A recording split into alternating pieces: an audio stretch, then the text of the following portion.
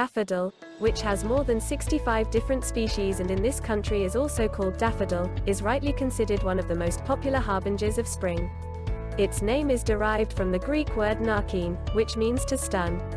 This comparison can be traced back to the poet's daffodil found in Greece, which gained notoriety primarily for its intense, pungent and numbing odor. Later the Romans, above all the poet Ovid, adopted the Greek terminology and finally renamed it into today's botanical name Narcissus. Naming this plant name is considered the legend of Narcissus, a beautiful youth of Greek mythology, who loved only himself and finally fell in love with his own image. At his place of death remained not a dead body, but a daffodil. For a better distinction, the poet's daffodil, which is considered a true Narcissus, was given the scientific name Narcissus poeticus L, and the daffodil that is common today was given the name Narcissus pseudonarcissus L, where the addition, pseudonarcissus, stands for fake daffodil. Daffodils are perennial, herbaceous plants. Depending on the genus, they reach a growth height of about 5 to 80 centimeters. So-called survival organs in the form of bulbs serve the daffodils for survival and protection. The leaves of Narcissus species form both strap-shaped and linear formations. Some varieties even have thin, grass-like or stem-rounded deciduous leaves. The number of deciduous leaves varies from 3 to 4, depending on the flowering intensity. The inflorescent stems of daffodils exhibit an undivided and leafless appearance and vary in shape depending on the species. Some daffodils have compressed inflorescence stems with a distinct keel. Other daffodils have a rounded inflorescence shaft. The inflorescence shaft is basically upright in the middle of the foliage.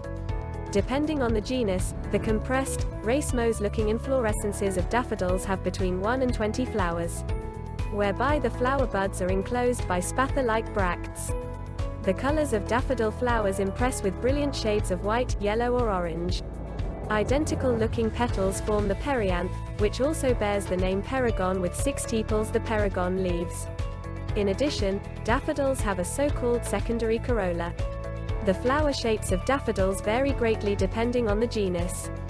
Fertilized daffodil flowers form capsule fruits with 3 chambers that contain numerous seeds. The majority of daffodil species contain capsule fruits with 36 seeds.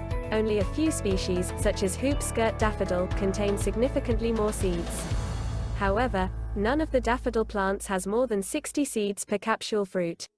The seeds require an average of 5 to 6 weeks to fully mature.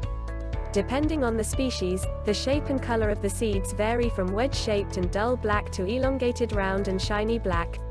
Upon reaching maturity, the capsule fruits, also called split capsules, burst open at the dorsal seams of each individual carpel. Seed dispersal eventually occurs via gusts of wind or by an animal passing by, and the seeds simply fall out of the capsule fruit. The main distribution focus of daffodils is considered to be southwestern Europe, northwestern Africa and Asia. A daffodil variety that blooms only in the fall is found today, for example, along the coast from Morocco to Libya. Only a few daffodil species occur in the coastal area of the eastern Mediterranean. Other distribution areas are the coasts of Sardinia and Corsica.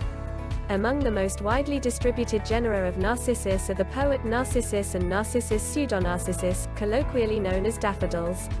Most often, daffodils are used as colorful splashes of color in flower meadows, flower beds or in orchards. The tall daffodil varieties with sturdy stems also make excellent cut flowers. These can be arranged into beautiful spring bouquets, especially at Easter time. Furthermore, daffodils can also be used as decorative balcony or patio plants. It is easy to grow them in pots, window boxes or tubs. The yellow daffodil looks particularly good in combination with blue flowering plants such as the blue star, the Caucasus forget-me-not or a grape hyacinth. For particularly colorful compositions are also suitable wild tulips or primroses in all color variations. Despite its toxicity, the daffodil, in addition to its use as a decorative houseplant and balcony plant, has received attention as a medicinal plant since ancient times. In ancient Greece, it was mainly used to treat various skin conditions and health complaints such as ulcers, bumps or bruises. In homeopathic medicine, daffodil serves as a remedy for whooping cough and colds. The narcissus is associated with several properties. Accordingly, on the one hand, the daffodil represents spring, fertility, rebirth and eternal life, but also sleep and death. It also symbolizes beauty, vanity, great love and altruism. In China it is even considered a symbol of luck, and in Arab countries it is a symbol of service and modesty.